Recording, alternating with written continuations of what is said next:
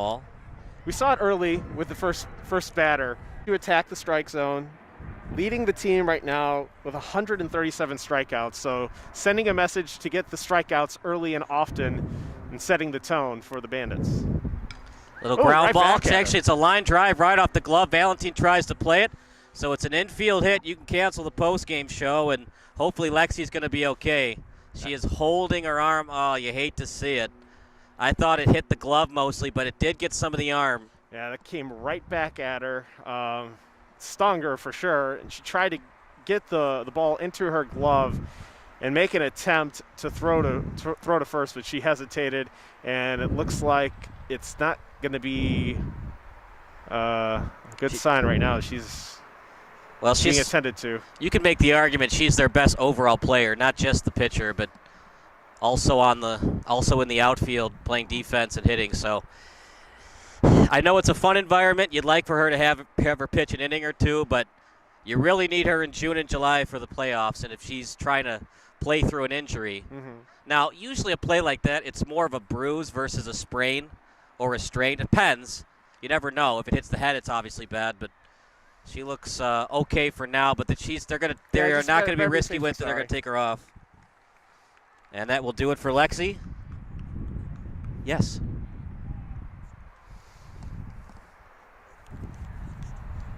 Yeah, that's fine.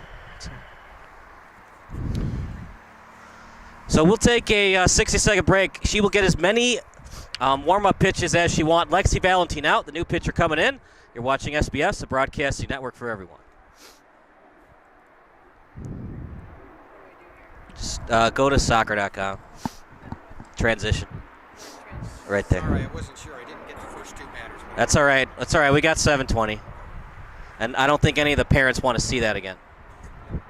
So we identified the wrong pitcher. It was Sienna Kleinberg who started. Valentine's coming in now to pitch. They got to give it. They Kleinberg was 10.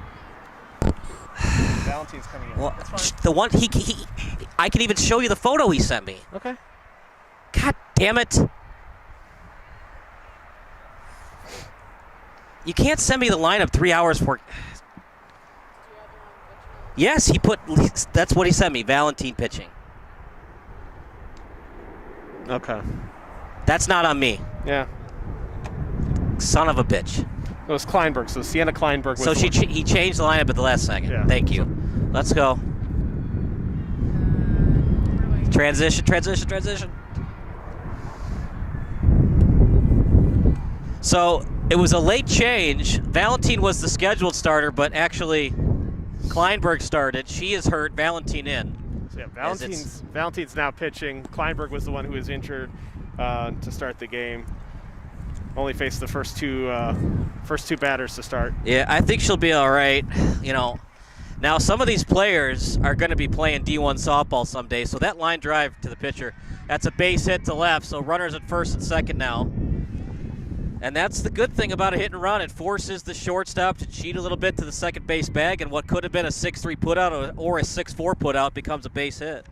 It's one of those seeing eye singles. Found a little opening on the left side, and now an opportunity is here for the Northwest Bandits to strike first. Infield fly in effect. Oh, look at that changeup. If you're scoring at home, it did hit the dirt, so technically it's a wild pitch, but I think that's one Clannon would have liked to have back. Yeah, it's a tough play there. Obviously, a mid-inning pitching change doesn't necessarily help, but now you have runners in scoring position, only one out. You have to go for the strikeout, and Valentine's the perfect person for it. And this would be a 30 unassisted putout, and it is. Runners advance, so an RBI ground out for Carlson.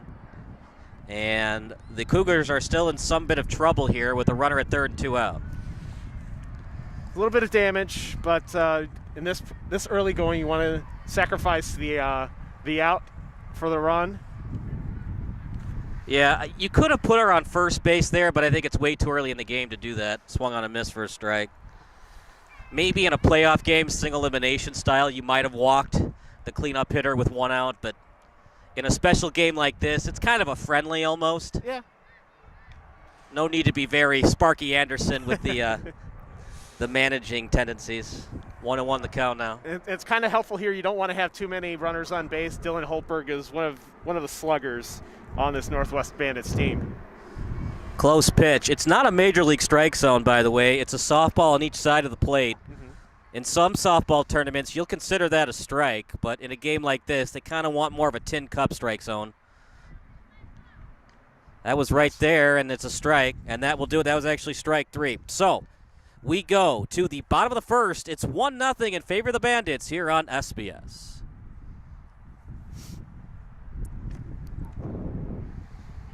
Yeah, SBS is fine. No, Big Shoulder's fine. Cool, thank you. All right. I mean, like, I don't know. It is what it is. But I am pissed about that. Now, when I got people on base. So get a little tighter on the strike zone, just a little bit tighter, and tilt down a little bit. On the strike zone when I got people on base? Yeah, because just we'll take care of the runners on base. Just give me the strike zone as tight as you can. Because that's why they really want to see inside the strike zone as tight as you can. And when the ball is hit, I'll zoom out a little bit to show them going where they're going if I can catch it. Right, yeah. Do you have the I'll get it. Yep, I got it. Just bring it back. It's fine. Yeah. Uh-huh. Right there. Bottom of the first, 1-0 the score on the RBI groundout. Still plenty of softball left. We're going to play 7 innings tonight or till we get to 8:45. like the timing rules. You don't want it to be too dark out. And for Major League Baseball, we don't have to worry about the timing rules anymore with the new pitch clock. That is true. Pitch clock speeding up the game. Defensive alignment that's brought to you by SPS. Perez in left. And we'll see if she gets any action for the Northwest Bandits. Swung on and missed for a strike. Got Sophia Kirchen on the mound for the Elmhurst Cougars. She is one heck of a ball player. Look at that. Got her with the slow fastball. Changed speeds on her in the 5-3 putout for the first out of the inning. Not really an ephus pitch because she definitely changed speeds. You'll know when it's an ephus pitch, but yeah, she got the batter, the leadoff hitter, and Jordan off out in front of it. 1 up, 1 down. That'll bring up Fallon Daly. Are you surprised a lot of the outfielders are playing so shallow? Yeah, I mentioned that at the outset just because of the wind, but I think they're trying just to make the simple contact at this point during the game. Ball 1 to Daly. Shortstop. Almost in shallow right now. Barely even with the bag. Ground ball to second. And it's going to be bobbled. E4. Yeah, that was a tough play. You gotta get the ball in the glove and out. That was definitely a slow roller. That's one of those plays you might want to bare hand. But when it's like a 2 to 3 hopper like that, it's really hard to bare hand, especially at this level. But it is an error because it was hit right to her. If it was hit 2 steps or 2 steps to the left, 2 steps to the right, it would have been a hit. Absolutely. Right at her, it's an error. Absolutely, and then you have the adjustment of playing on this turf. Steal attempt, good throw. Did they get her? Yes, out. They got her. That's caught stealing. 2-4 on the putout. So the E4 goes for naught, and now Elmhurst is down to their last out in the inning. What a throw. That was right on the money. It's right on the money. Great timing. Allowed for the second baseman to apply the tag in enough time and ensure the out. So Kirchen has not given up a hit this inning. She's great at changing those speeds. That was an excellent pitch. As you mentioned, that little changeup there. It's 2-strike count now. from this angle, it just seems like she's just lessening her delivery on the fastball. Because changeup, usually it bites down in the strike zone. That's definitely right in the strike zone when she throws it. But you would be right. When we're from left center, people from behind home plate can check it more than we can. But that's a nice looking pitch. The way she changes speeds. 1-1, Kirchen on the mound. High fastball. And this will be an easy 1-3 put out to end the inning. So the Cougars get a base runner, but they can't do anything with it. We go to the top of the second. It's 1-0 in favor of the Bandits here on SBS.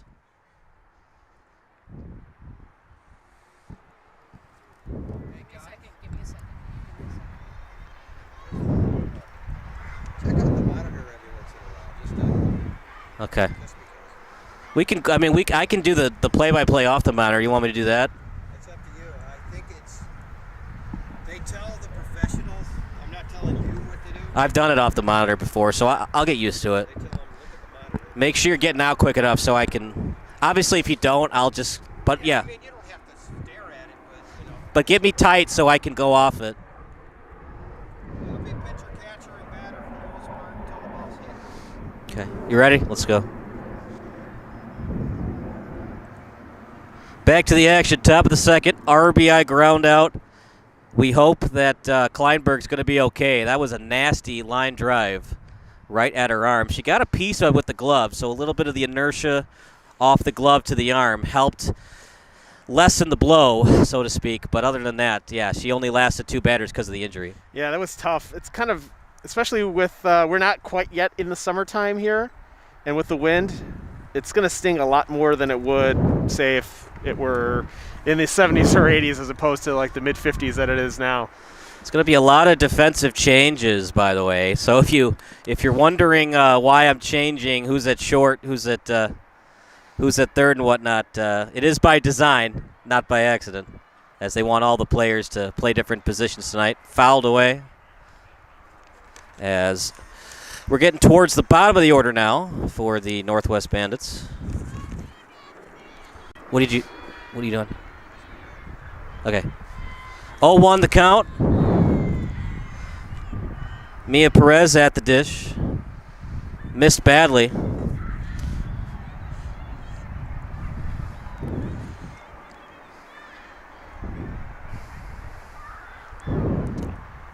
All an acclimation process of trying to get the adjustment and familiarity between pitcher and batter.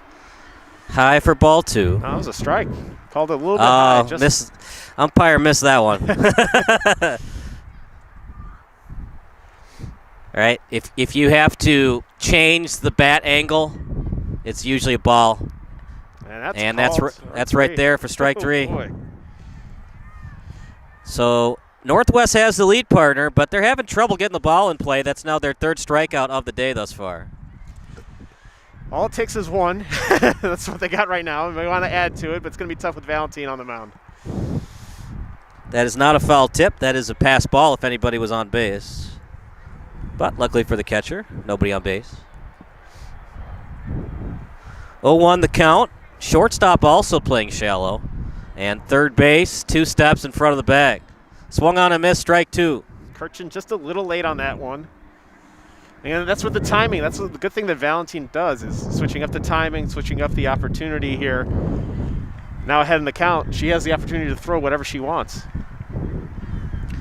Swung on and missed, strike 3. 2 up, 2 down via the K. That'll bring up Paige Terranova.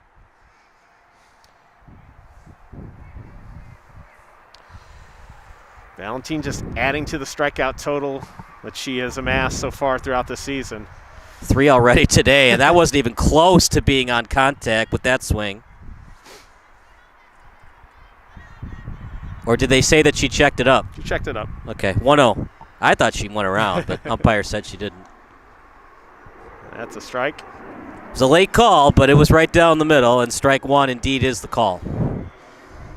Valentine definitely in a rhythm right now, partner. She looks good on the bump. And that's a good sign, especially given the situation that happened early in the game. Losing a starting pitcher to injury, able to pick up the rest of the squad, and even on the deficit as well. 2-1 the count. Everybody shallow except first base. Ground ball to the pitcher. It's a little one-hopper and a line drive throw for the 1-3 putout. 1-2-3 go the Bandits. We go to the bottom of the second here on SBS.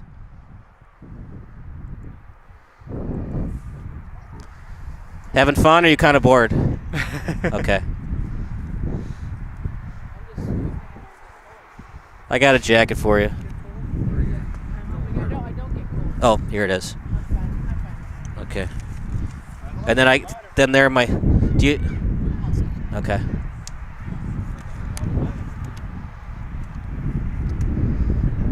It's all right. I mean, it's not all right. Fix it or you're fired, but.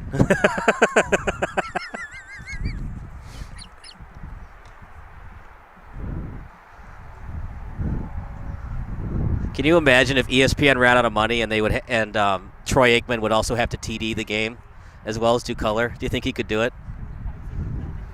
If we gave Troy OBS Studio? All right, let's bring it back. Just jump cut it. Yeah. Thank you. Bottom of the second as Elmhurst trailing by 1. I kind of thought it was going to be a slugfest today, partner, but right now it's a pitcher's duel. so far, there's just limited attack on offense as Lexi Clannon takes the first pitch for a strike from Sophia Kirchen. Kirchen, one of the 2 aces on this team.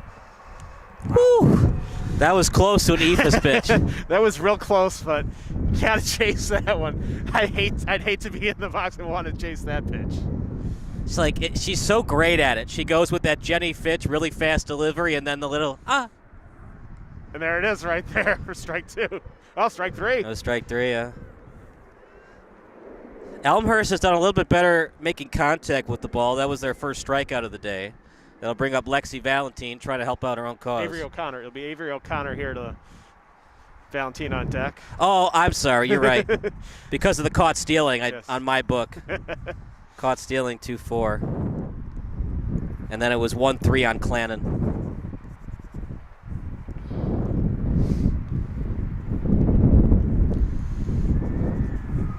Even up the count 1-1 for O'Connor. Like to see a rise ball if she can do it. Well, it was a rise ball, but not really a rise A ball. little bit too high. And not a lot of speed on it. not much on it. 2-1 the count. I'd like to see a change-up on the outer part if she feels comfortable with it. See what Kirchen wants to throw here. Oh. Fastball in the zone. Gets it to the gap. Trying to cut it off is the right fielder. And she will. Runner at first, 1 out. And you can cancel the post-game show. That's the first hit of the day for Elmhurst. Yep. It was a solid single right into the little gap in right center. Were you watching that Sox game the other day where Kopech had a no-hitter in the 5th, and then he kept walking people, so they took him out after he gave up his first hit?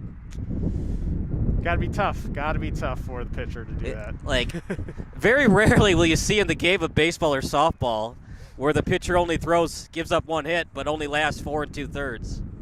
That's when you're walking way too many people.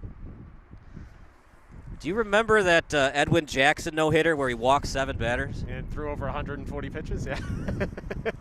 That was a unique one. Yeah. And then there was, I forget the guy for the Yankees, but he threw a no-hitter. He went the complete game, but he lost because the Yankees had like 3 errors. That was at Yankee Stadium back in the 80s. 2-0 the count. Great pitch.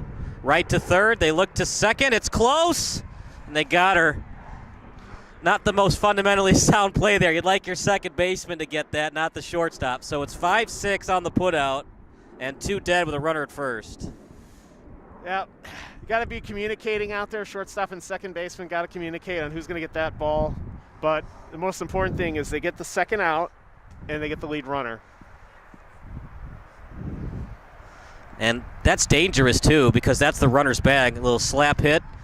Bobbled to first. Bang, bang, play, and they get her. 1-3 on the putout. We go to the top of the third. It is 1-0 in favor of the Northwest Bandits.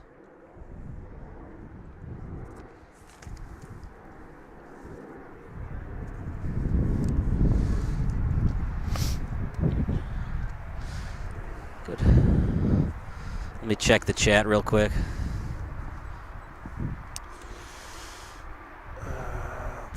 45 watching, that's good. Doing a good job, Kara. Not a great job, but a good job. All right. Send back out. So it's Northwest is up, right? Yep. Okay. Let's bring it back. Oh, yep, it's going to go black soon. It's all right. You got her? You got her? I don't have... Okay, good. Back to the action at beautiful Bandits Stadium. Along with Conver Zaman, I'm Kyle Smith, Kara Lentz on TD duties, Chris Angela on videography. Your favorite softball memory, you can text it to 330-957-7653, high school, college, or the pros. It's a great sport. If you're on summer vacation, if you're a high school or college kid watching the broadcast, get into umping, especially softball umping, because those games are very quick. Top of the third, as the Northwest Bandits up 1-0. That was via an RBI ground out by Alex Carlson. Swung on and missed for a strike. Claire Smith leading off the top of the third for the Bandits. Trying to get out in front. It's going to be hard with Lexi Valentine out on the mound. We've only seen 2 hard-hit balls, so that was way high. It's a pitcher's duel today, and it's surprising because it's not ideal weather conditions to pitch. Got a lot of wind. My hand isn't freezing right now, but it's not, like, great either. No. Right there for strike 2. It's not ideal for mid-May, for sure, but hey, this is a Chicagoland area. You know what? Like, I'll deal with this over, like, when you live in Miami, and it's 98 degrees on June 1st. Swung on a miss, strike 3. Good job on the rise ball. It's 4 strikeouts for Valentine of the last 5 batters. It's incredible. She's showing how dominant she is with strikeouts, as she already had come in with the 137 on the season. As of 2 o'clock, she was the starting pitcher, but then Scott Rabel changed his mind and wanted her to be that super reliever like we saw with Kopech. Yep. With the White Sox in there for a ball. And then obviously Andrew Miller during his Cleveland Guardians days. Got Lexi Turfs up at the plate. Yep, Glonek on deck, Patel in the hole. Wind up in the pitch. Swung on a missed strike 2.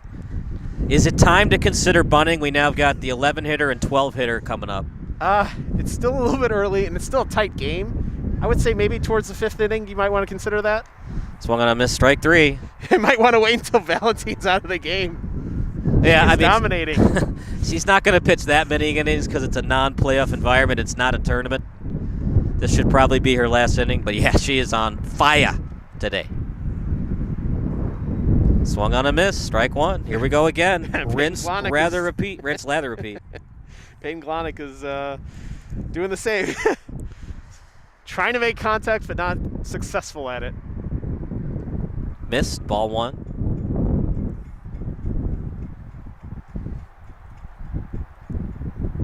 If you're just joining us, top of the first, Becca Coffey scored on the RBI ground out from Alex Carlson, and that's where we stand right now. Swung on again, strike 2.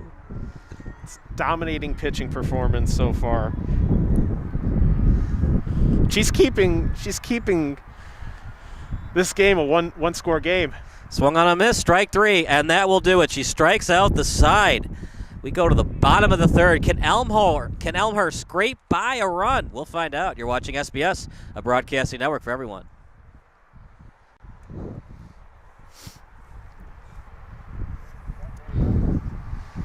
Yeah, so when you do the ISO, you got to get out quicker because it was kind of a weird shot.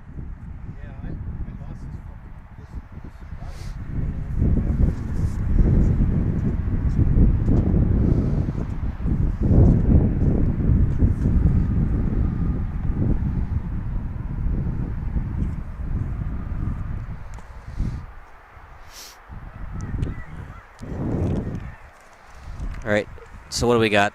Bottom 3. Do you have the defensives for Bandits this inning? Let's see. So Kirchen is still pitching. Kirchen. Mia Perez is catching. Maselli's here in left, so they switch catcher in left. So Maselli's here in left. Okay. Carlson still in center. Holtberg's at third. Okay. That's fine. Bring it back. Are you good? We got it. We got to go, man. Are you ready?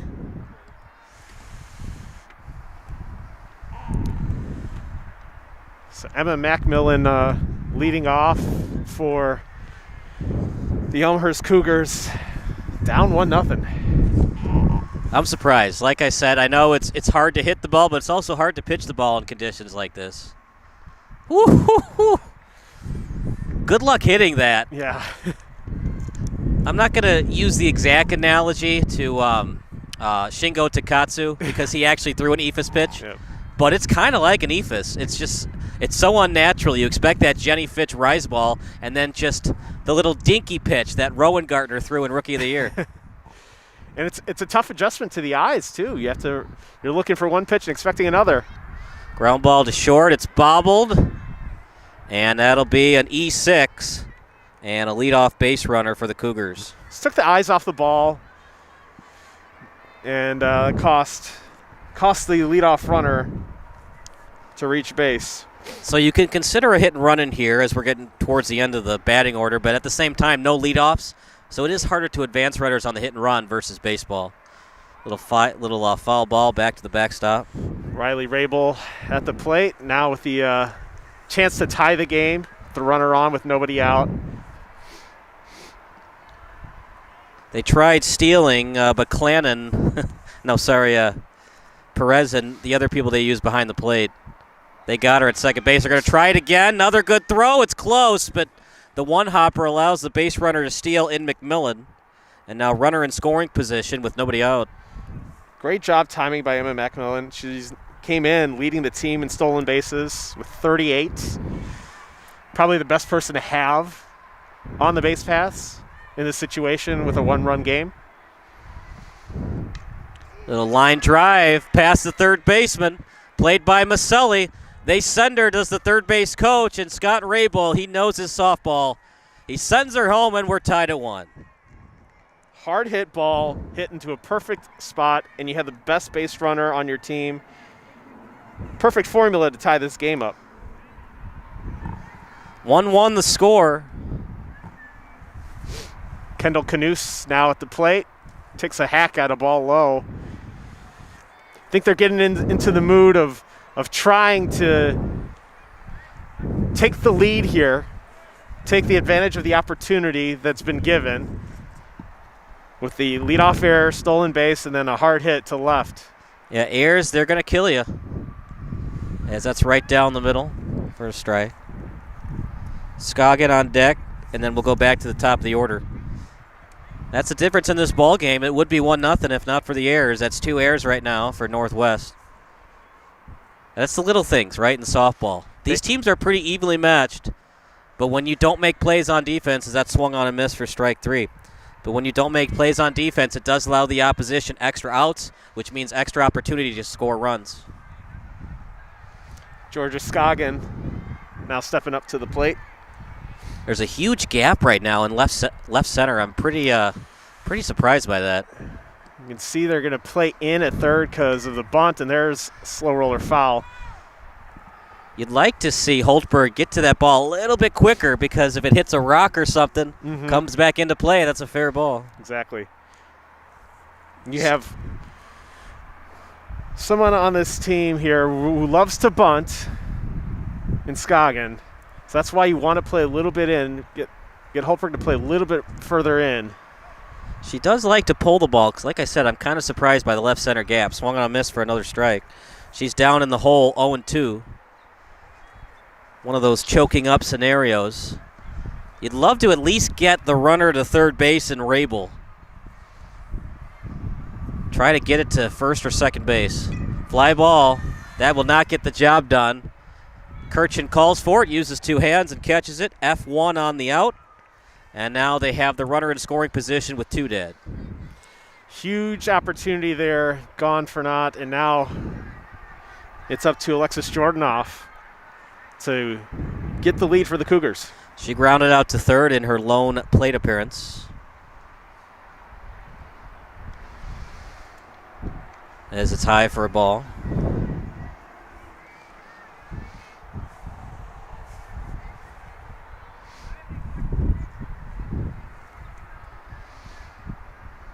Perfect opportunity here to take the lead for the Cougars. Need something to the gap if you can. That's to the right center gap, and it's going to drop. That's definitely a hit. It would have been a tough play in center. They missed the cutoff man, and the runner in Jordanoff gets to second base.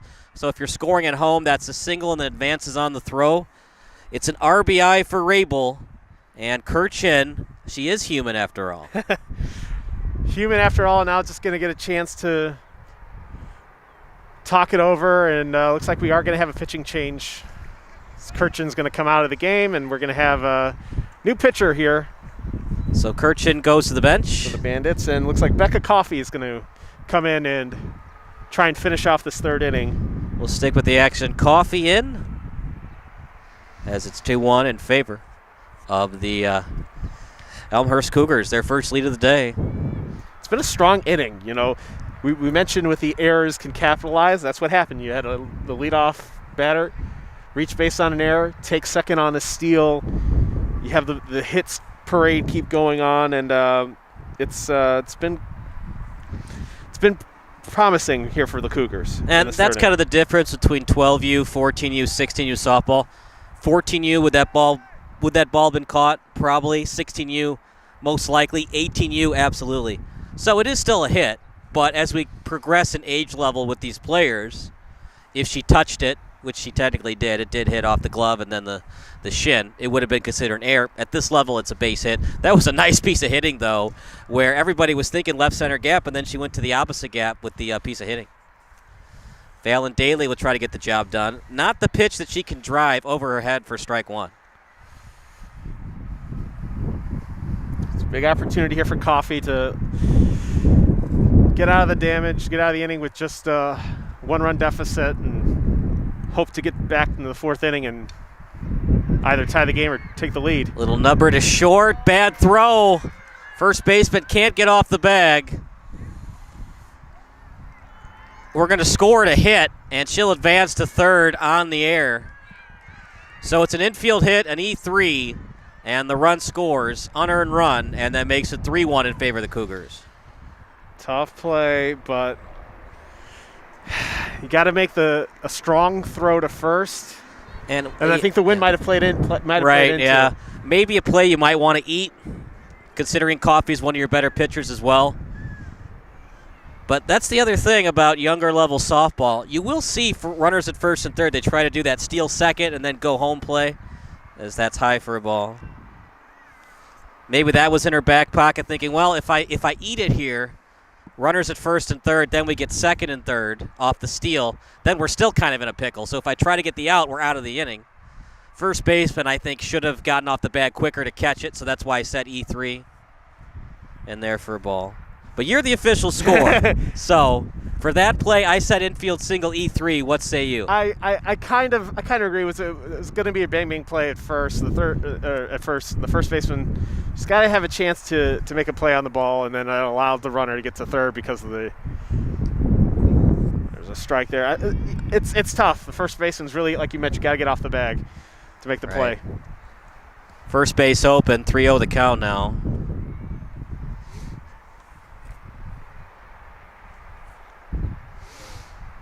Actually, it might be 2-1. Swung on a missed as Kara has 2-2. Q, what do you have? A 2-2. 2-2, so I was wrong. First time in my life I've been wrong. Times 100. 2-2 the count. Runner at third. Nice pitch. And that's one of those times, partner, kind of the unwritten rule of softball for your catcher. Squeeze that ball, help out the umpire, frame that pitch. The unwritten rule of softball, if you drop it, makes it harder for the umpire to call a strike. Got to do what you can to coax the strike call out of the umpire. 3-2. As it's a ground ball to third. Will it stay fair? They play on. Nice throw. They called it foul. They called it foul. Umpire with the late call foul. Man, you got to call that right away if you're an ump. But, yeah, I mean, he was waiting on it. Remember, all it's got to do is cross over the bag, and it's fair. So it was regardless if it had crossed over and then gone foul, it was still a fair ball. That's one of the tough things when you only have one umpire making a ruling like that. Yeah. Right there. Ball. Just missed. Wow. That was a nice frame, too. Yeah. The batter and Anderson couldn't believe it either. She's like, "What? I go to first? Thank you, but I don't think so." That's when you're an umpire, you second guess yourself. Oh no, did I miss it? 3-1 the score. Hope you're enjoying it as much as we are. 3 have been scored in this inning as plate umpire calls strike. Yep. Don't believe that pitch counted. So Lexi Clannon has a little bit of a breather there to reset at the plate. Lexi struck out looking her first plate appearance. Shortstop in shallow. That's Valentine. Sorry, Kirchen. Runner's going to take second there on that play. Went off the catcher's glove. You had a better read on it than I did. Clean steal? Clean steal. She was going on that one. Okay. Definitely not, defensive indifference because you're down 2 runs. Exactly. Beautiful pitch right in the zone. Good frame, too. I'm shocked by this. I want you to comment. Why do you think they have such a gap in left center?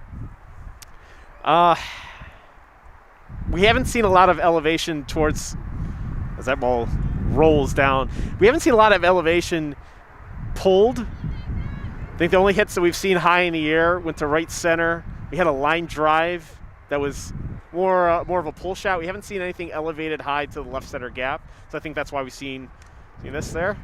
Line drive bobbled, but it should be an easy play, and it is. 3 unassisted on the putout, and that does it. But the damage is indeed done. 3 runs score for the Cougars. Their first lead of the day. We'll see if the Bandits can answer here on SBS, a broadcasting network for everyone. Pretty good framing. Try to get a little bit more of the batter. Don't worry so much about the runners. So you're going off the little one? I understand.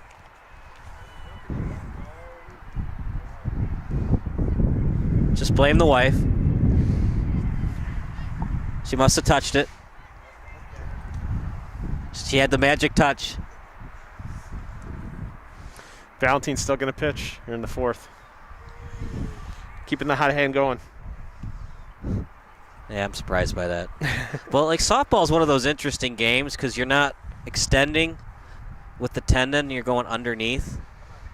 I'm not a physician, obviously, but I've talked to orthopedic surgeons and specialists. Yeah.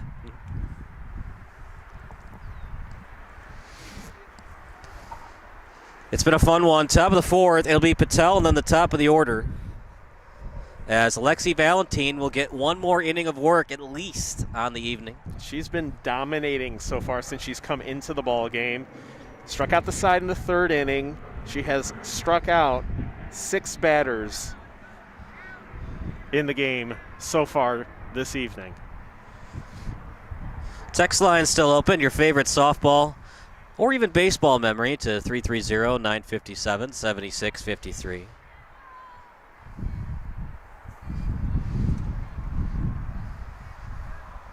Patel trying to get the job done. A lot easier said than done. 6 strikeouts thus far for Valentine. She has been superb. Oof. That's not going to get it done. Way too high on the swing. Eager to make contact. I think after giving up the lead now, you're trying to play from behind and try and get on base, and not the best swing on the first pitch. In the dirt for a ball. I think that Valentine was trying to coax another one, a wild swing out of Patel, but disciplined enough not to go for it on that one. Cougars getting the bullpen ready. Lexi with a nice pitch, but outside for a ball. Got Kendall Canoose tossing just to our right in the 3rd base side of the bullpen there. Nice pitch, and she got it on the outside corner, 2-2. That's a huge call. The OPS goes up, 100 points? On a 3-1 count, goes back down the 100 points when it's 2-2. Yeah. And Patel, the switch hitter, will now bat right-handed. Got to take any advantage you can get. Good swing at it and fouls it away to the first base side. A little bit late, but made contact. We do have some interesting human interest stories about these players, and we're going to tell them to you in a minute. Meanwhile, 2-2 count on Patel as we're in the top of the fourth. High fastball and good job on the rise ball. It's so hard to lay off that on 2-2. It looks like it's going to be just below the ribs, so you swing and then it just rises up. And all you got to do is just kind of just extend the hands and try to fight it off. 2-2 to Patel. See what she can do here on this at bat. And an excuse me swing. More of a defensive swing than anything. I think the pitch just completely caught her off guard.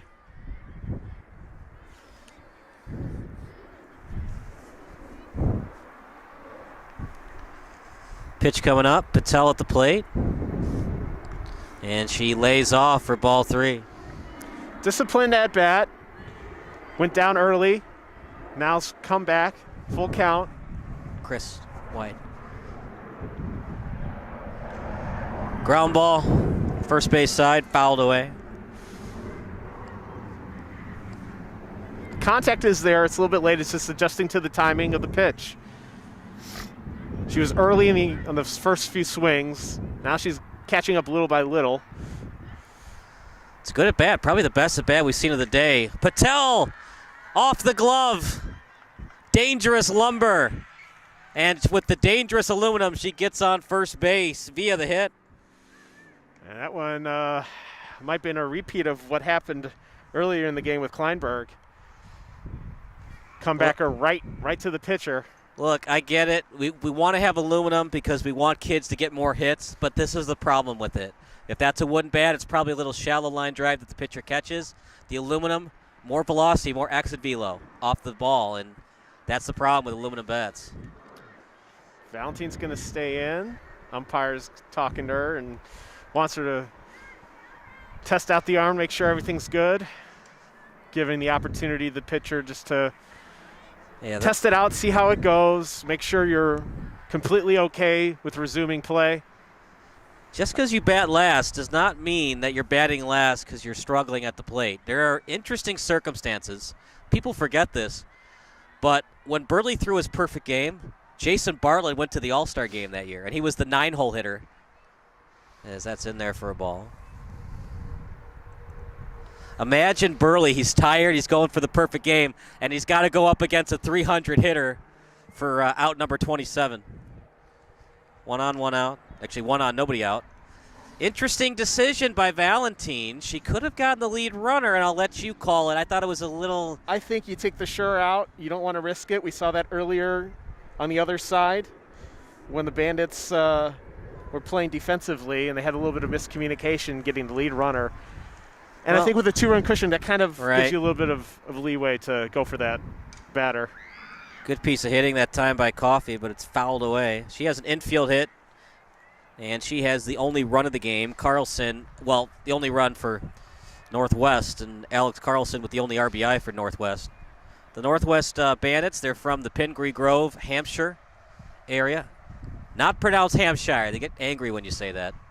Line drive into first, and an error by the right fielder. So a base hit and a run scored for Patel. Rounding second. She'll get to third easily. Here comes the relay.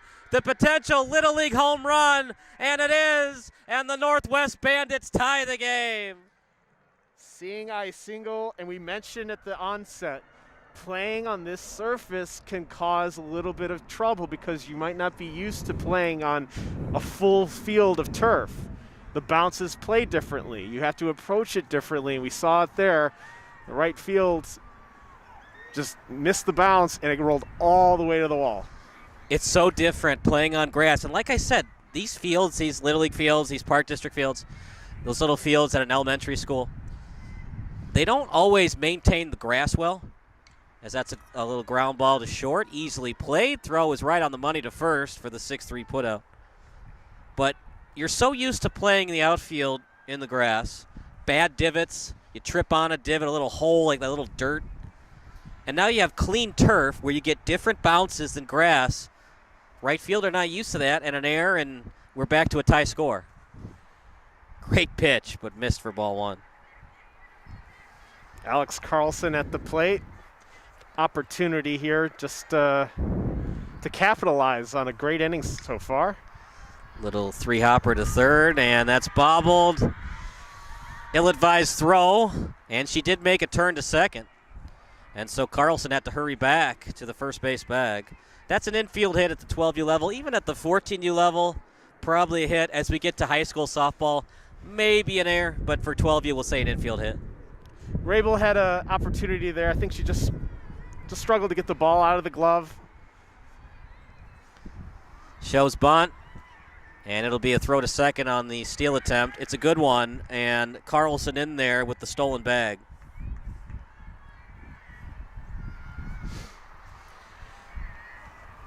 Two outs, and decision time for Rabel. Does he want his outfielders to shoot it to the plate if there's a base hit to the outfield?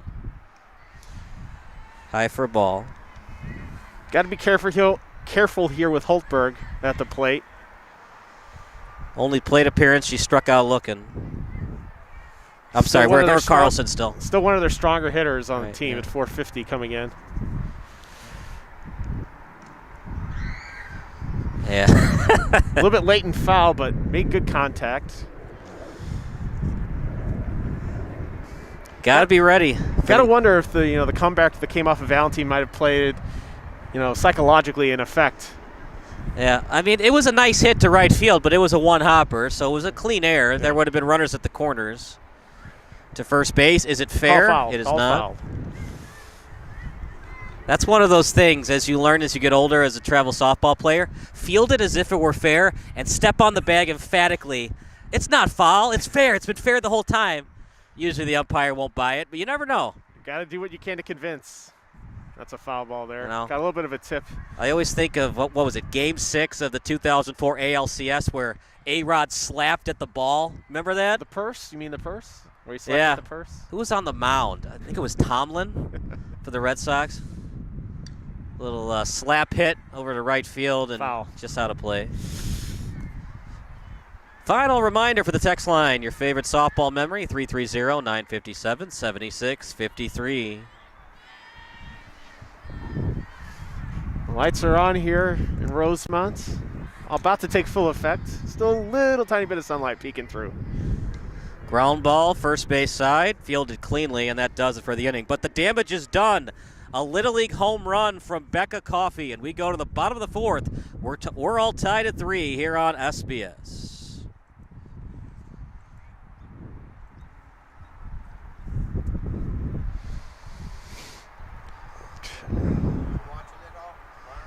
Yeah. Just yeah. You want me if the ball's going to the outfield. Just stay on the outfielder for a little bit, and listen to us. We'll say they're rounding third, then we get the runner. We want to see them score. Then you got to get out. I mean, this softball, baseball is really a TriCaster sport. It's impossible to do one man.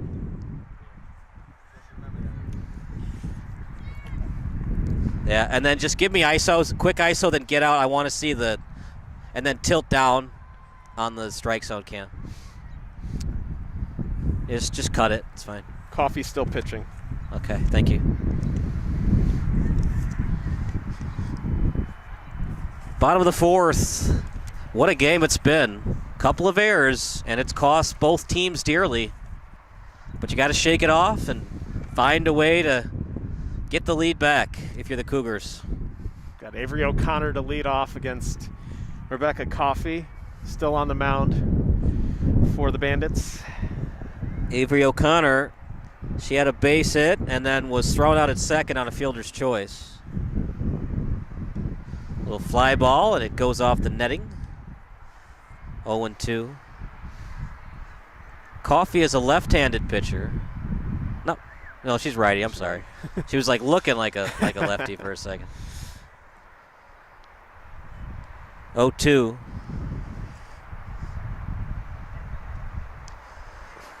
Just missed.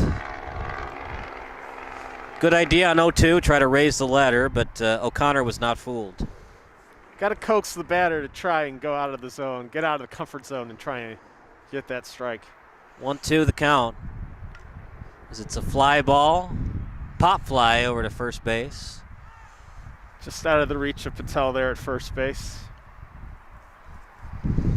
1-2. Valentine on deck. Kleinberg in the hole.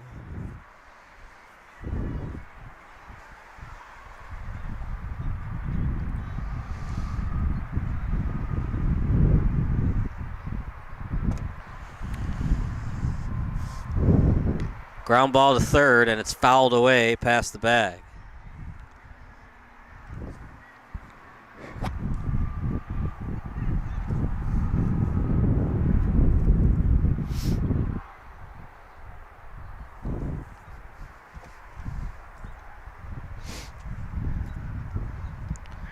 Swung on a miss, strike three. Avery O'Connor strikes out as Valentine will come up next. So we mentioned Valentine, strikeouts aplenty, but she's also quite a strong hitter. Slugging .546 coming into tonight's contest. She Nice takes pitch. the strike. 0-1.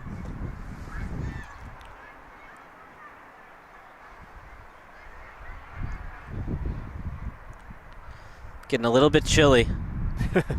The sun's not here to comfort us anymore. No, it is not. It was a beautiful day all day, and the softball gods were not with us after 6 o'clock. The softball gods giveth, and they taketh away outside for a ball. I wonder if there's a little bit of an intimidation factor here, given the way Valentine pitched, and now she's hitting, and Coffey trying to adjust to somebody who's quite a double threat for the Cougars. Good pitch, hit out to the outfield, but an excellent jump on it, and a fly out to center for the second out of the inning. Great job there by Carlson to make the catch in center.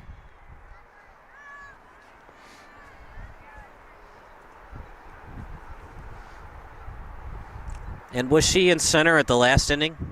Yes, she started in center, benched to the second, but has been back out since the third. So she's making up, I'm not going to say a mistake, but maybe one she should have had in center. She dropped, but that one, big time catch in a tie game. Exactly. McMillan on deck, she reached on an E6.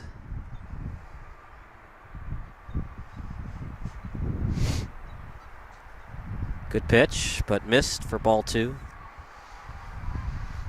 Bullpen, very active right now for the Northwest Bandits. We're going to have a little bit of a conversation here on the mound. A little strategy session here. You're getting towards the latter stages of this game. Tie game, 3-3. You want to make sure every pitch is delivered in the right spot. You want to be careful not to allow an opportunity to the opposition where, like we saw in the top half of the inning, one mistake led to another, and we're in a tie game here. The swing of momentum can sway so often in the game. You want to be careful with every opportunity. This could be a walk-off win for the Cougars. Back and forth we go. It might be whoever has last ups. We thought that Northwest wasn't going to be able to come back. They do. 3-3 score now. Good pitch. And that did not miss by much. It's a very good call there. Strike. Whew. He called a late strike? He called a late strike. Okay. It was definitely not right after the ball was caught, as that's a foul ball, third base side. 2-2. What do you want to throw here? A changeup? I would probably try and throw changeup maybe a little bit away, given that you have Kleinberg who's just attacking.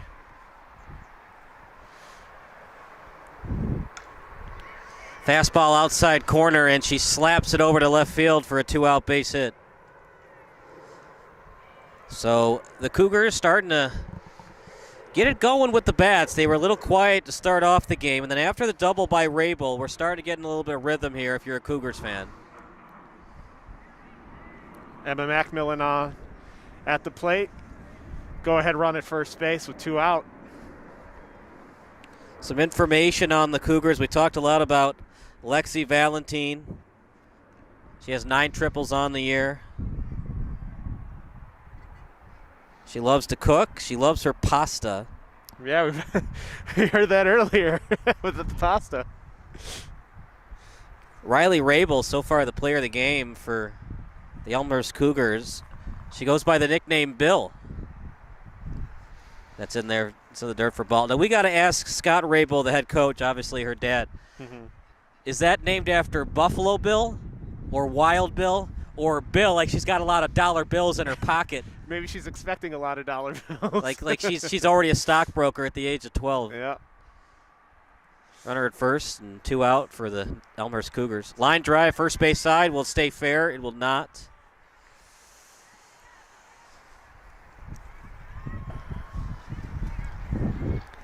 I do love me some Jason Benetti, but I do miss Hawk Harrelson at times. Stay fair, it won't.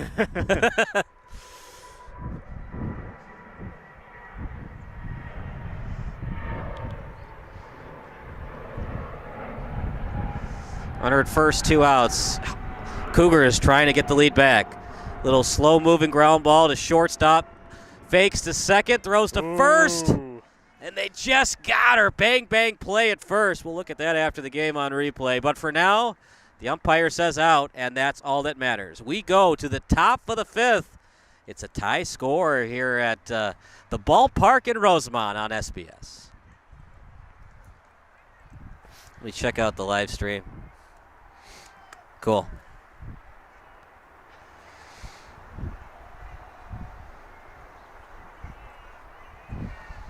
'56 watching. Did you put it on Twitter, Kara? Could have been 100. You blew it. What am I paying you for? What the fuck? No, just kidding. Valentine's still pitching. You could have tagged all your Big Ten friends. These are facts. I mean, come on. Would you rather watch this or Big Ten Network? Don't answer that. Valentine's still pitching. Yeah, that's not smart. That's not smart softball. Yeah. I mean, I get it, but like this is like a fun atmosphere. Yeah. I know you want to win, but it's we're not in Omaha for a tournament game. Right. Let's see somebody else pitch. Let's jump cut it.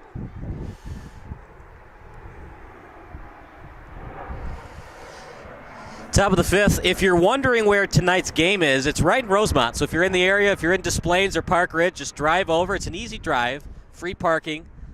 The Parkway Bank Sports Complex Dome is right next door. So if you get a little cold, go to the Dome, get some hot chocolate or coffee, and then come back to the game.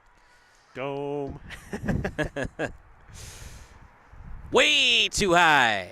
And it's ball 1. Mia Perez leading off this top half of the 5th inning. And still curious to see that Lexi Valentine is still on the mound pitching. As we enter this 5th inning, she's had to carry the load. Yeah, she's been fantastic today. Ugh. I thought a ball, partner. What do you think? A little bit high, but you have to be considering Valentine's been touching the corners pretty much all night tonight. Right there, strike 2.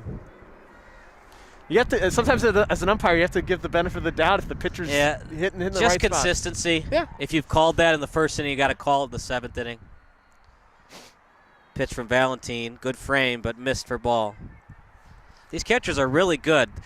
You'll see sometimes at the younger level you see the catchers that try to move the glove back into the strike zone. No, move the knee and just place it with the glove. And these catchers are doing a nice job of that. Fouled off the foot. She didn't even move. She just let that hit the foot and walked to first base. Exactly. She's a toughin'. Tough little youngin'. That's taking one of the team. That's taking one for the team right there if I've ever seen one. 2-2. And they say she didn't tip it. Drop 3rd strike and a 2-3 put out for the out. 1 up, 1 down. It is a K. Here's an interesting stat for you, Q. In baseball, you can have 4 or more strikeouts in an inning because of the drop 3rd strike. Yeah, Same thing for softball. Technically, you could, if a pitcher plays a complete game, you could have 54 strikeouts. Right. Technically, you could throw a no-hitter with 28 or more strikeouts. That's true. Anyways, Chuck Finley 3 different times he had 4 strikeouts in an inning. It's incredible. I don't know what to think about that. Did he have some bad catchers that were bad at catching the ball, or did he have some crazy sliders that were hard to frame? One of those interesting tidbits. Sophia Kirchen at the plate. Big cut there. It's not a baseball field, and they're pretty young to get it over the fence, but we No. got some athletes here tonight that I wouldn't be shocked if it happened. 0-2, and it's fouled away to the backstop. And again, with the wind playing, I think it's cooled down just a little bit, but still, like, if you elevate the ball, we saw it. You know, there was a ball that got out to mid-right center field. If you make good contact and elevate the ball, you probably get it out of here. Yes, she did. Swung on and missed. Strike 3. Back-to-back Ks. Rinse, lather, repeat. That's the story of Lexi Valentine today. You either hit it hard or you don't hit it at all. Exactly. There's no in-between tonight for Lexi Valentine if you're at the plate. Ground ball to first. Off the glove. I say error, but you're the official I say scorer. error only because she made contact on the ball. And I think the tough part is you have to be in front of it. Right. I think she was just leaning a little bit away from the you'd ball. like to have her do that basketball shuffle to the right, get in front of it, alligator style, pick it up, and tag the bag. Swung on a miss for strike 1. But that's a case too. If you're the pitcher, if you're Valentine, you got to sprint to first base, because if the first baseman doesn't see you sprinting, as that's pop fly out of play. If the first baseman doesn't see your pitcher sprinting to the bag, they might panic and try to overdo it, try to do everything on their own, and that might have happened at first base there. It's always a team game. You're always thinking in the game of baseball, game of softball as well. Oh my goodness! Swung on and missed, strike 3, and a steal indeed. Well, ends the inning. That's what I thought it was the third inning. I was wondering why she'd throw it down to second. That's the third out of the inning. We go to the bottom of the 5th. It's still a 3-3 tie here on SBS.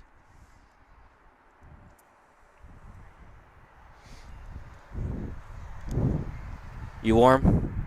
Okay. It's getting a little better. It's almost there. I don't think we're playing extras. Because you have to pay after 9 o'clock to the Bandits. Oh wow. Yeah. You got to pay for another hour. You know what the Bandits might have done though is like, if you got to rent it, yeah. They both paid. Right, yeah. But I think like sometimes if you start at 6:45 instead of 7, the Bandits might let you play until 9 without charging you the extra 15 minutes. Are you having problems with the camera because it keeps going in and out on the? Yeah. All right, let's go. Here we go. Got Claire Smith to start this bottom half of the 5th inning, pitching for the Bandits.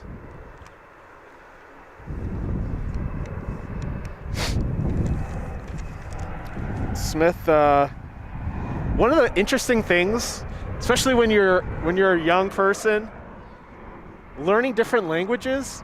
And at 12 years old, I had trouble learning one language. She's already learned how to count to 20 in German. There you go. Can you believe that? I'm amazed by that. I couldn't have counted to 20 in a different language at that age.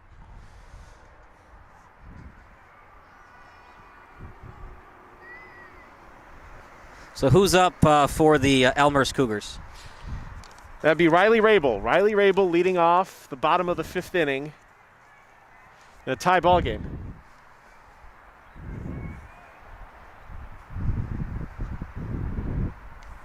High for a ball. One of the few extra base hits. The actual extra base hit. The true extra base right, hit. Yeah. Not the single and then advancing third. And that's the only issue with playing shallow. If it goes past you, it's basically a home run. Now, if you have speedy outfielders and they can get their, recovery speed to back it up, if it gets past you, maybe a double, triple instead of the home run. But those are the issues with playing shallow, as both teams have done tonight. Low strike call. Running out of time. We are on a time limit, but we will at least get to a full 7 innings. It's been a good pace so far, I feel, especially with the way the Valentine pitched in those top halves of the second and third. It's hard to believe these girls are only 12. You'll see Little League softball. It's a lot of stolen bases, wild pitches, pass balls. We really haven't seen that. The talent ability here is incredible. Good pitch, swung on and missed, strike 3.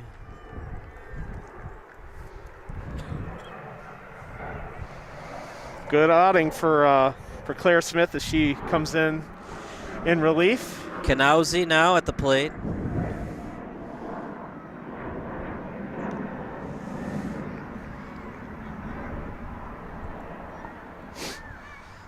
To give you some information here on the Northwest Bandits, we've talked a lot about Rebecca Coffey. She really likes the office. Now, they didn't tell us, is it Ricky Gervais's office I think, or the Michael Scott office? I think we're going to go domestic here. We're going to keep it with Michael Scott. That's fouled away. You probably knew this, but did you know that the guy who plays Dwight Schrute, Rainn Wilson, he grew up in Evanston? Yes, Yeah. I've seen him around the local area. Yeah, he's a local product. And Nick Offerman grew up in Minooka. Big Cubs fan? Oh, no. Another one? There's too many. Let's get some more Sox fans. We got to even it out a little bit. In there for a strike. It's a good pitch there by Smith. She's delivering some good. Oh, that was a strike 3, I believe. Yeah. We're having too much fun talking about anecdotal baseball stories. Scoggin up now, and Jordan off on deck.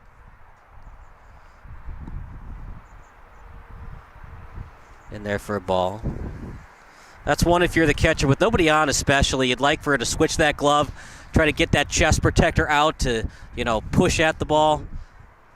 If there's a runner at first or second, it's a wild pitch, and then the runner is even more in scoring position. I think Maselli now back behind the plate after having been in left field is a pretty good adjustment, and got a base hit to right. I like it. When you're up, your right fielder can kind of cheat up to make that catch and dive. Tie score, you just have to let it be a single and live to another day. Exactly.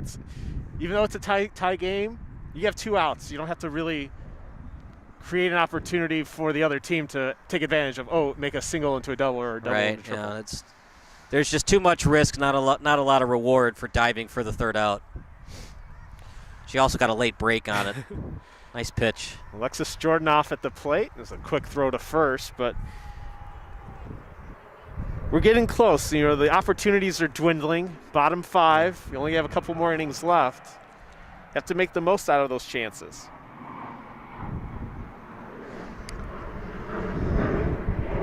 Don't go anywhere. The post-game show brought to you by SBS. Coming up next.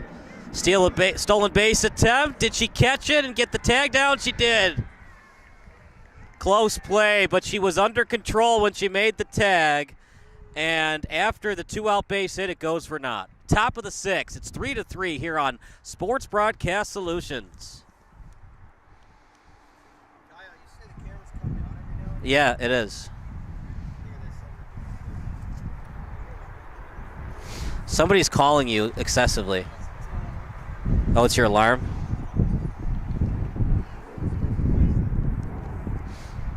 Well, then get a new phone.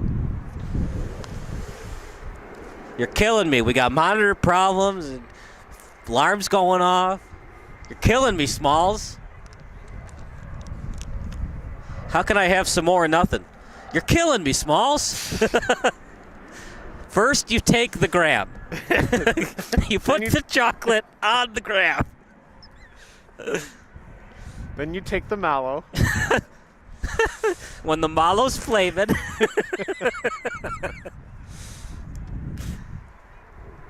How could I have some more or nothing? Knaus is pitching now.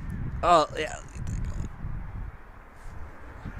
Look at that beautiful airplane here in Rosemont, Illinois. Yeah, we're right in the shadows of O'Hare Airport, one of the world's most busiest airports. Great setting here for some softball tonight. One time I missed my blue line exit, and I almost took a flight to O'Hare when I wasn't expecting it. I got off trying to find my car. This isn't where I parked my car. Oh, this is O'Hare. I do not have money for a plane ticket, so I will get back on the blue line and get to the Rosemont stop.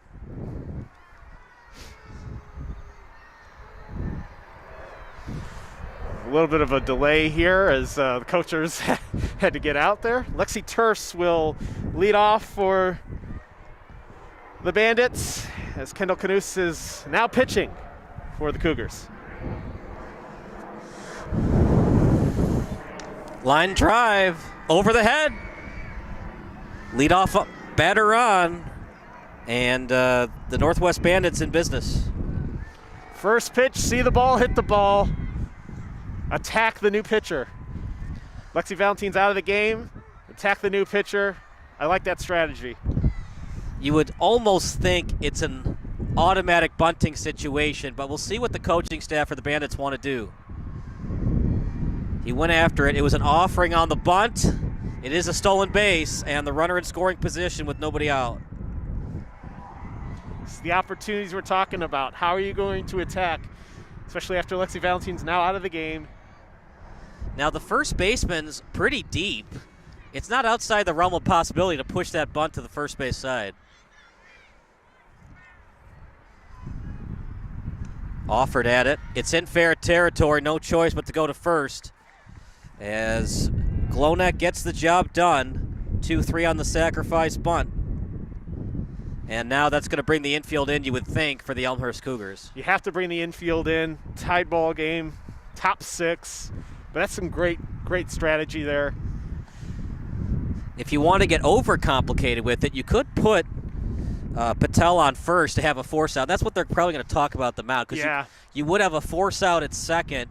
If you get that nice little ball that goes right to the second base bag, second baseman touches the bat, then fires it to first. That's a risk, though, because if you don't get the double play, she scores. But at least you would have the force out at second. But remember, it's 12U softball, not 18U. Mm-hmm. So it's harder to, if the opposition, if the Bandits try to do that first and third steal play, it's harder for kids at this level to execute. Either you fire a second tag and then fire to home, or you throw it to the shortstop, and then shortstop fires a home to get the out. And that's all that happens right there. The coaching, you have to, prepare for every outcome in this situation in a tie game. Swung on and missed. She's a 12-hole hitter, but she doesn't look like it, partner. She has had some nice hacks at the plate. She had that one long plate appearance where she kept making count. She got behind in the count, but quickly got back, forced the 3-2. She's a switch hitter in the dirt. Runner goes, and Northwest retakes the lead. Wild pitch if you're scoring at home, and Turf scores for the go-ahead run. Manufacturing runs any way possible. A hit, stolen base, the bunt, the wild pitch. Well, you could say the pressure is a little bit more off now for the pitcher. Line drive in the corner. It's going to split the gap a little bit, and that'll at least be a two-bagger. Getting into second in the double is Patel. She'll stay on the bag. And she's batting 12th tonight, but if she keeps hitting the way she's hitting, they might have to put her in the leadoff spot. Making solid contact there and got almost all the way to the wall, got to the warning track, and Rabel quickly just getting the ball in to prevent Patel from trying to get to third. It's a strong double there. Turfs, she pretty much was the lone man show to score that run. She had the leadoff single, stole second, and then advanced to home on the wild pitch. Look, nobody likes losing consecutively to teams, so I'm sure that Northwest thought about it. They lost last week to Elmhurst, and they want a little bit of revenge here in Rosemont. They want revenge. They haven't come up with a win in any of their 3 previous meetings so far this season, and be a nice feather in the cap to get a win in the lights here in Rosemont. A come from behind effort, too. Good news if you're an Elmhurst fan. Top of the order coming up for the Cougars in there in the dirt. Don't think Patel saw it because there's a lot of foot traffic. So couldn't get a good read and didn't make a chance to go to third on that play. So I want to ask you this question. You've been around baseball and softball more than me. The unwritten rule of baseball, softball, that's a fly ball. It will just barely stay on the infield dirt for the second out of the inning. But I wanted to ask you, the unwritten rule of baseball, softball, you don't want to make the first or third out at third base. Correct. Do you agree with that, or if you have the right type of base runner on second base, stay aggressive? I say in a situation like this, a one-run game where we're in the latter innings of the game, you don't want to make that last out. Right. And if Patel had run to third on that wild pitch thrown out, doesn't look great either. As that's fouled away first base side. Oh, you got to dive for that. Come on now. Oh, that's difficult. That's why you can't brag that you got the ball. I'm sorry. That is exactly why you don't wear sweatshirts to the softball game. It detracts from your athleticism to get over that net, catch the ball. Come on now. Sweatshirts are for football, not baseball. Count is evened up here for Rebecca Coffey. Maselli at the plate. She's 1 for 2 on the day as that's fouled away first base side.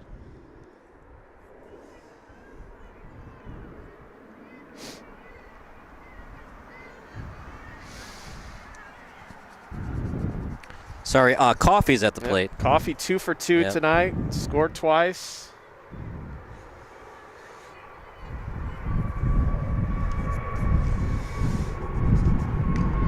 Line drive. Foul ball. Just foul. Solid contact.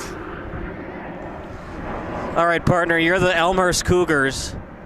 If you shoot it to the plate, runner's going to get to second base, back in a scoring position, but if you cut it off, run scores, you're down 2. Are you shooting anything to the plate to try to nail that runner? You got to do whatever you can to get that lead runner out. It also depends where the ball's hit, too. If it's hitting the gap, unless you take that nice loop around to crow hop to the plate, it's really hard to throw somebody out from second when it's hit to the gap. Yep.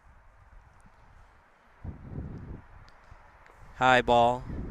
I think with Patel, we saw that Patel was a little bit hesitant. The last batter up, didn't make the attempt to go to third. Kind of not being aggressive there on the base paths. Line drive, it stays fair, and it's past the left fielder. That will score Patel. In there for a double. She's thinking 3. Here comes the cutoff. Stand up, triple. Well, she's just a little late dive. But there was no play at third, so we'll call it stand-up triple. Stand-up triple for Coffey, and that's excellent. It was a line drive hugger and big insurance run for the Bandits. That was all Patel, man. She came in there fighting in that 12-hole spot with 1 out, made something happen, got to second base on the double, and gave her teammate a chance to drive her in. Now we have Maselli up. Becca Coffey. Well, this is Maselli here. Coffey was the one that did the triple. Well, I was just going to say Coffey with the triple and the infield hit, so she has a run scored and an RBI today. Yep. Maselli grounded out to short and reached on a base hit. Fouled away. It was 1-0 Northwest and 3-1 Cougars. Now 5-3 Northwest. Only problem for Northwest, Elmhurst gets 2 more at bats. You only get 1 more chance. This is why these insurance runs are huge.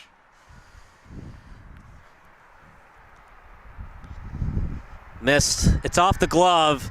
She scores. Me personally, I would say pass ball. It is 12U. What say you, partner? Wild pitch as that ball kept elevating. Yeah. It's kind of hard for the catcher to get out of the crouch and make the play. It was definitely a ball. It did go off the mitt. That's a pretty mean pass ball, though, so we'll say wild pitch. Little ground ball, third base side. 6-3 the score. 5 unanswered runs for the Northwest Bandits. If you look at the box score, Coffey would be kind of the person you'd give the player of the game to, but Patel in that 12-hole spot. I mean, it's got to get to you, the pitching staff, when you got the 12-hole hitter up, and she's 2 for 2 with a 2 runs scored. 2 runs scored, yeah. It's just keeping the line moving. She's doing a great job of it.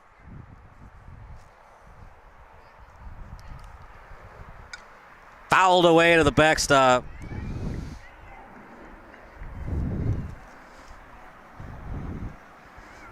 This is the biggest deficit of the game for the Cougars. Missed in the dirt. Kind of notice the stance by Maselli. Interesting thing about Maselli, I don't know if you have Amazon Prime at all. Oops. I do. We'll table it for a little bit later. We'll talk about it in the bottom of the sixth. That does it for the inning. It's 6-3 in favor of the Bandits here on SBS, a broadcasting network for everyone. What was the out? Was it 5-3 or a strikeout? 5-3. Okay. I was saying the thing that she's a stunt double for Marla Hooch. I was going to say that. Yeah. Great movie. Well, no, this is the Amazon TV show.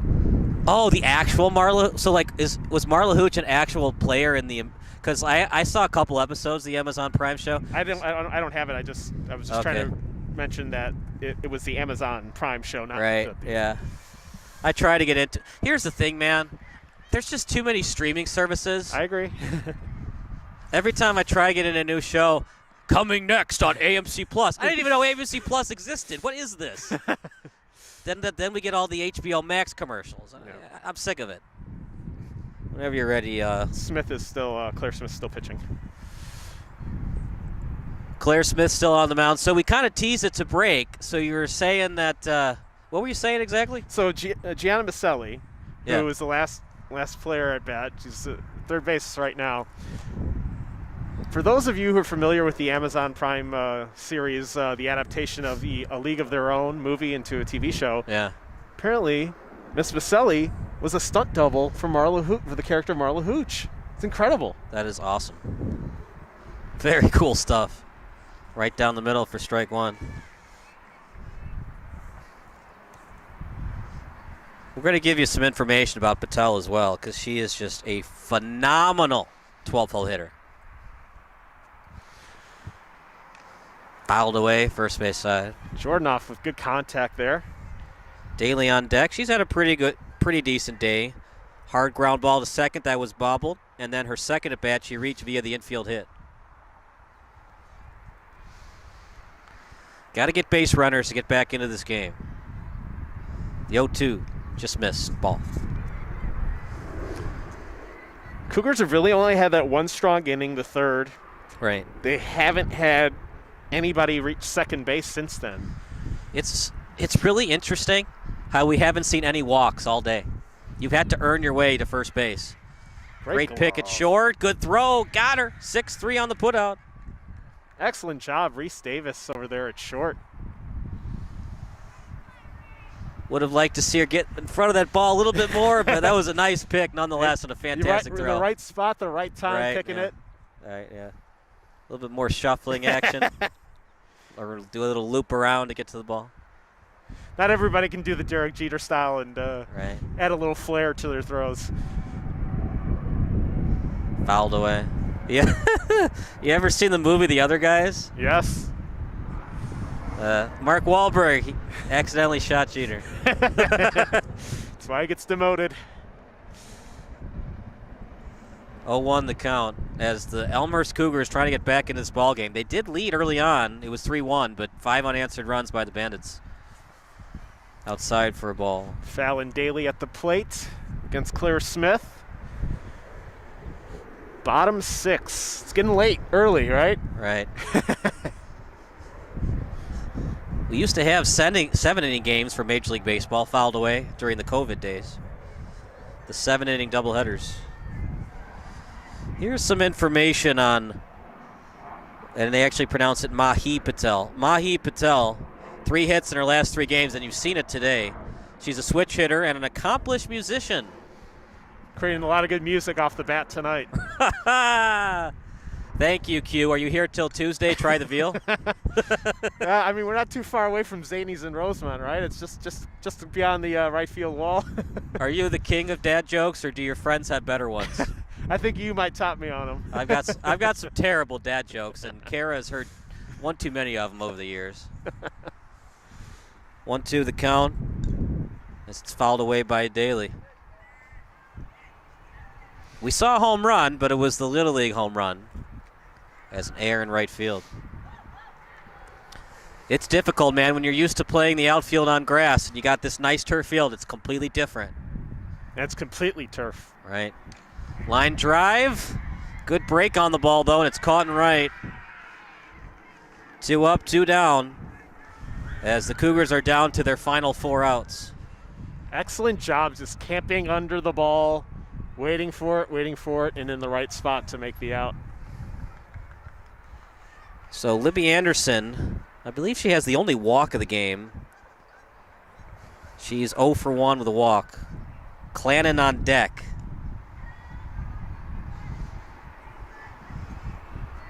Cougars need at least 2 base runners to make things interesting. Can't get 1 or can't get 2 before you get the first one.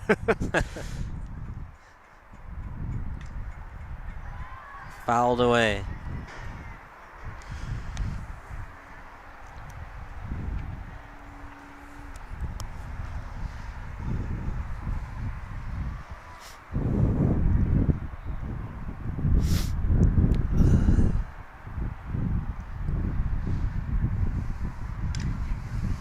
One hopper to short. Decent throw, right on the money, and that does it. 1, 2, 3 go to the Cougars. We go to the top of the 7th. It's 6-3 in favor of the Northwest Bandits.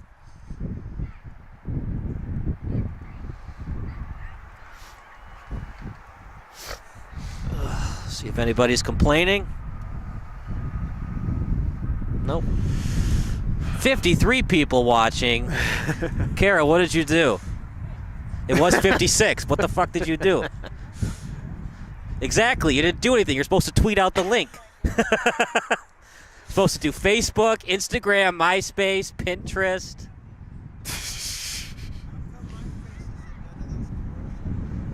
Because you fucked up with the monitor. That's why I had the foot-on photographer all ready to go, and then you fucked up with the monitor. You had one job.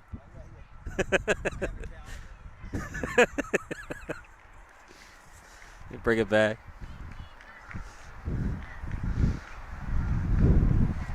Top of the 7th. It's been a fun one. If you missed any of the action, just hit the rewind button. And if you're wondering what Sports Broadcast Solutions is, we're a broadcasting network for everyone. We've done travel ball. We did the West Suburban Baseball League Championship games a couple years ago. We do junior hockey, high school, college athletics, semi-pro, adult league softball, AAU basketball, and everything in between. For more information, just go to sportsbroadcastsolutions.com. Send us an email, and we'll make sure to broadcast your next sporting event. Going to the top of the 7th here. And even though they're trailing 6-3, having fun in the outfield. Fallon Daly, Riley Rabel, and Alexis Jordanoff, we're all practicing their Cristiano Ronaldo see you celebrations. For all It's those awesome.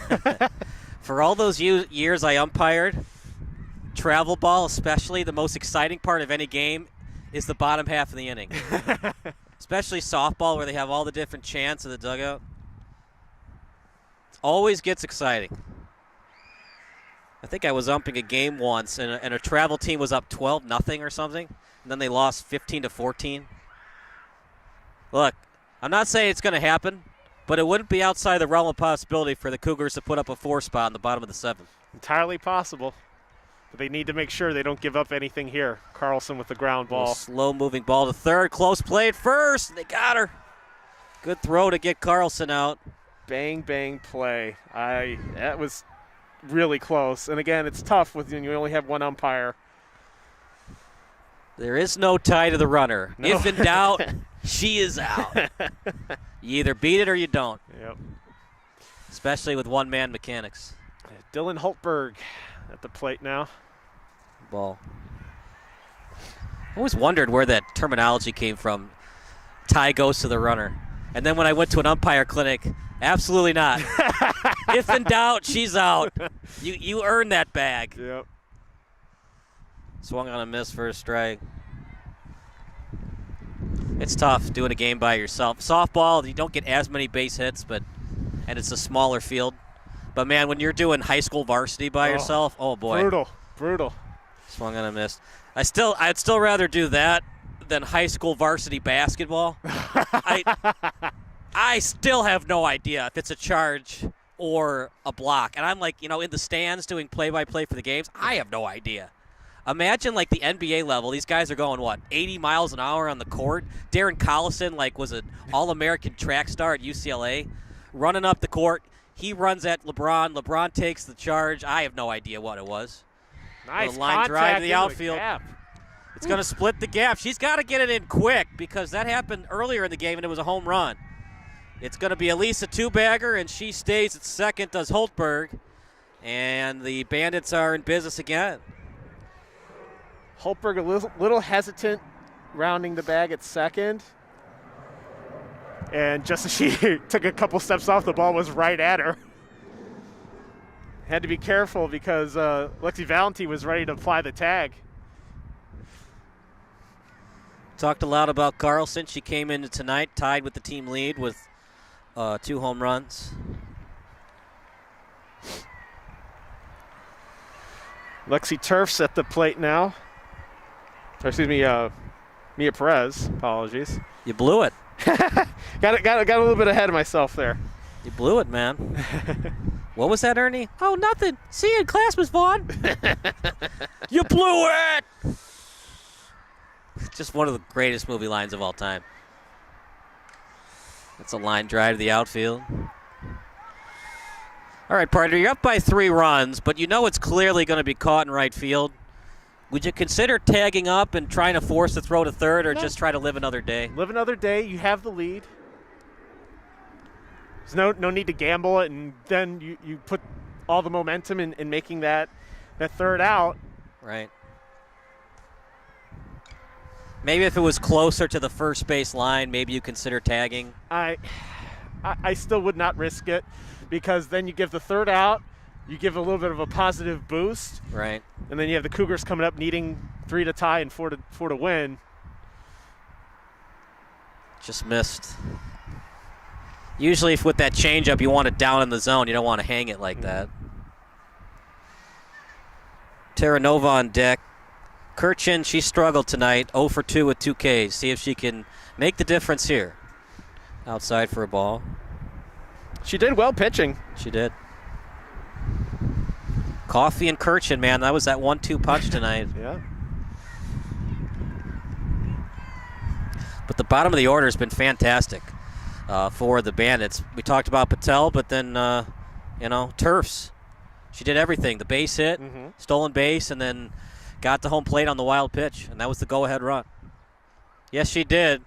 Strike 3. It has just not been Kirchin's day at the plate. 3 strikeouts. We go to the bottom of the 7th. The Cougars need 3 to tie and 4 for the win here on SBS, a broadcasting network for everyone.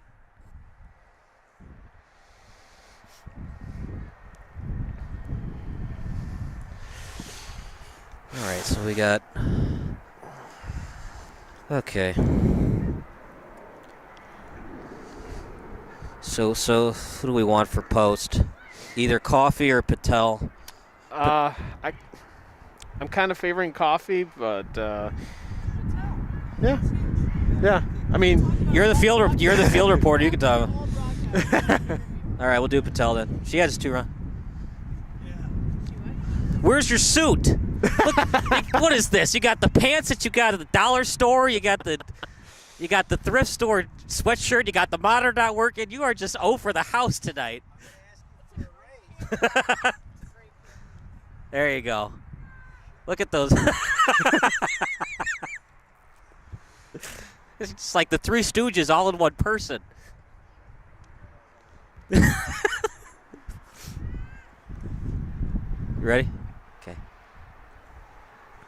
Good evening, everybody. We're in the bottom of the 7th. It's been a fun one. Mahi Patel coming on to close it out. She's had quite the game at the plate. Now she's going to close it out, trying to earn the save, get the W over the Cougars. And she's got the right part of the order to do that. We do have the middle of the order, but they've struggled at the plate. Lexi Clannon to lead off. Outside for a ball. Not much doing for this middle of the lineup. Clannon, 0 for 2. O'Connor, 1 for 2. And 0 for 2, Valentine reached on a fielder's choice. It's been pretty non-existent for the middle of the order. Missed. Ball 2. Oh, you got to wear that, kid. Gotta get on base. Any means necessary. Got to show off that black eye. show off that black eye to the restaurant. Show off that shiner. 2-0.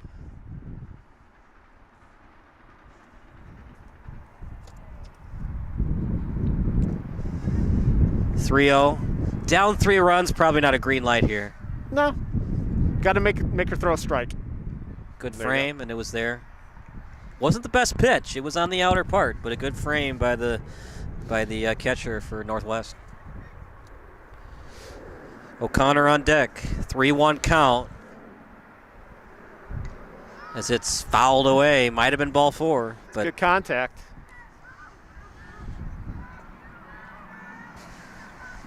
if for some reason the Cougars get a couple of base runners, no need for Patel to panic. Just get an out. 3-2, trying to avoid the leadoff walk. Little liner, soft one to the third base side, and it trickles out of play. Staying alive, making contact. It's getting colder. There's no sun. There's no sunlight. We're in complete darkness. The lights have taken full effect. You know, the Beatles song was Here Comes the Sun. Tonight was Where Was the Sun? 3-2 the count. Little soft liner past third base, past shortstop, right in between the gap. And it's a base hit to lead it off. But I think that's what Patel wanted. Anything but a leadoff walk. Yeah. Made a Raider earn it. You don't want to give up a cheapie and 3-2 pitch and it just drops right in. Gets into your psyche a little bit. The more balls cross home plate, you start thinking about it too much. This little duck snort base hit. Brings up Avery O'Connor. Miss for a ball. No way they're going to steal down 3. No, you don't want, again, first out, third out, Right. You don't want to necessarily make that. Right, but this is a situation where Northwest has to be careful. If there's a runner at second, the third baseman's got to play back or they're going to try to steal a base on you. Ball. Just missed. They're going to let Patel work her way out of it. No bullpen action yet. And she's earned it, man. Great at the plate, keeping the line moving. See if she can get herself out of it. 2-0, runner at first, nobody out. Swung on and missed for a strike. Maybe if it was a tie score, she would have attempted second, but past the catcher's mitt, and the leadoff runner in Clannon stays at first. Valentine on deck, Kleinberg in the hole. Still ahead in the count, 2-1. Little soft liner, and can't make the catch, but she had to tag up on a close play at second.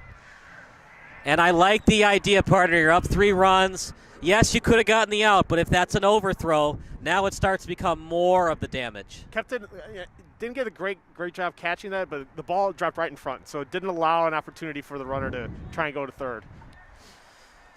Now the damage is done now. If that happens again, it would be an infield fly and automatic out. Third baseman a little shallow, just in front of the bag. Not a terrible idea if you're Elmhurst to consider a hit and run here.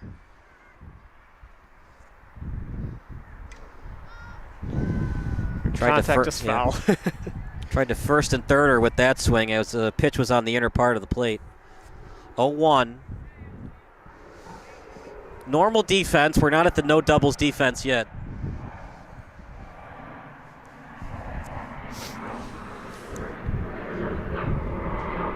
In the dirt. And she goes. Both runners advance, and now things getting a little interesting.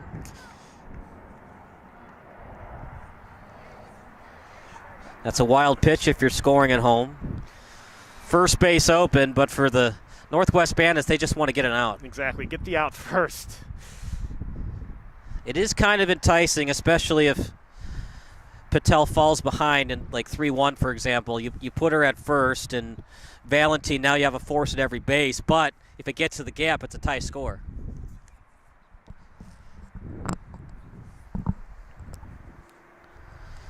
Inside for a ball, 2-1. 3-1 there. Oh, it's 3-1, sorry. Yep. I blew it. See what she wants to throw here. You'd probably like something on the outer parts. Have her reach for something and have a 3 unassisted put out. There it was, but she missed. Ball 4. Well, I mean, that's what's cool about these situations. It's not a tournament setting.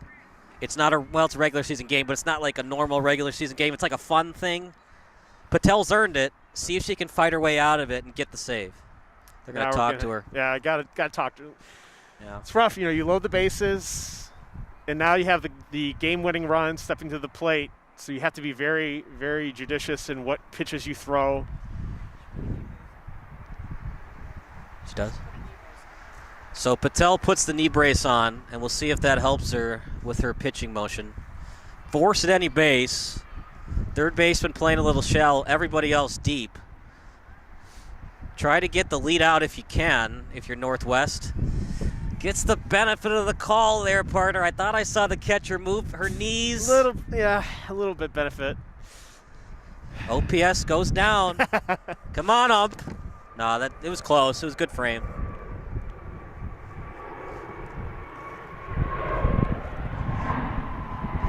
Oof. Just laid off. I like the pitch. I like the location. You want to throw it a little bit outside. Force Kleinberg to want to commit to swinging. A fly ball to the outfield could advance all the runners depending on where it's hit. Close. That's the problem without having a second umpire. Yep. I don't think she went regardless. No, but she didn't go, but that was discipline right there, not to think about swinging. Base on balls is an RBI. Miss, 3-1. Oof.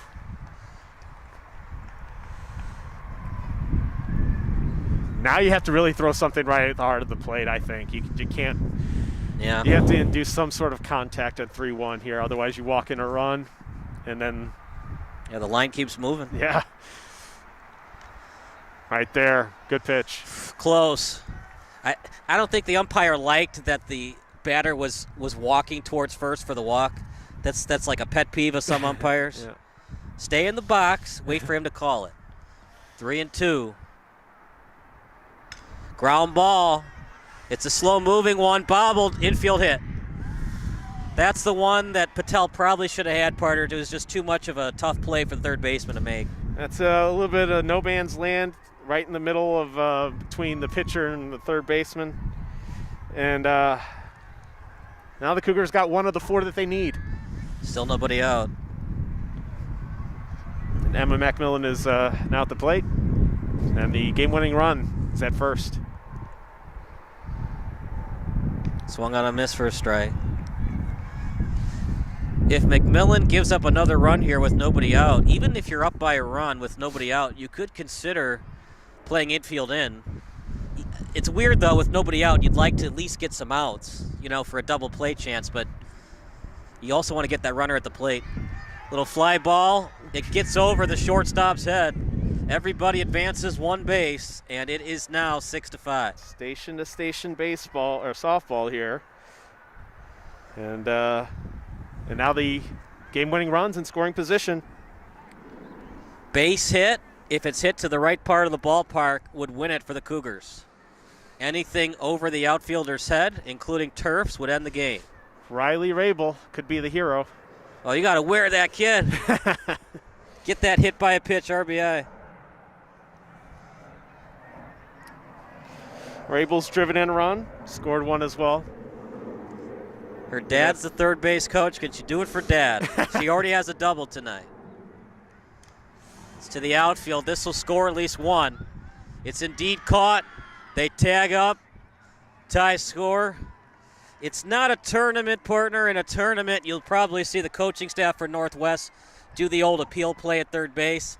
In a friendly game like this, probably not. And you had a good angle. It looked like she tagged up cleanly. She tagged up, and it was a deep enough spot. It's a good relay, though. Runner can't advance to third. Base hit would win the game, though. Here comes Canos. She has not hit it into play yet. 2 strikeouts on the day. Great piece of hitting by Rabel. High for a ball. And decision time for the Cougars. You don't have to send her on a base hit because you have another out to work with. Ground ball Good to contact, first. going to first. Oh, there was a chance to go for 2, and guess Patel just wanted to get the quick out. That's a tough play, especially for a lefty, to turn around and Yep. throw it to third base. Maybe you go to second, but really it's either first base or third. I don't think you think second on that kind of play. And now here comes Georgia Scoggin. Well, a million things can happen for her to score. Well, no balks in softball, but a No wild balks. pitch, pass ball, you name it. In their first strike. Patel fighting her way through it. They really haven't hit the ball that hard. The one thing I keep in mind, even though there's 2 outs in a tie game, Scoggin is good at bunting. Right. Would they do the suicide squeeze? We'll see. Just barely got a piece of it. It's on the ground. Close play! And she's safe! And the Cougars win! Cougars come back in the bottom of the 7th. It's a 7-6 victory. How about that? In the most unlikely way possible. A pop single to second base can't be caught. And the infield single, the blown save for Patel. You hate to see it, but really, partner, she pitched okay. They didn't really hit the ball that hard. It's hitting the right spots and different places on the infield, but great comeback by the Cougars. 4 runs in the bottom of the 7th to walk it off and steal a victory. By all means, they stole this one. So Scoggin with the RBI infield single. We'll see who we get. We're going to make it a surprise. We're going to let Kara decide who we want for the post-game show. But that does it for our play-by-play broadcast. Post-game show coming up next for Chris Angela, Kara Lentz, Kamar Zaman. I'm Kyle Smith signing off. Post-game show coming up next on Sports Broadcast Solutions, a broadcasting network for everyone.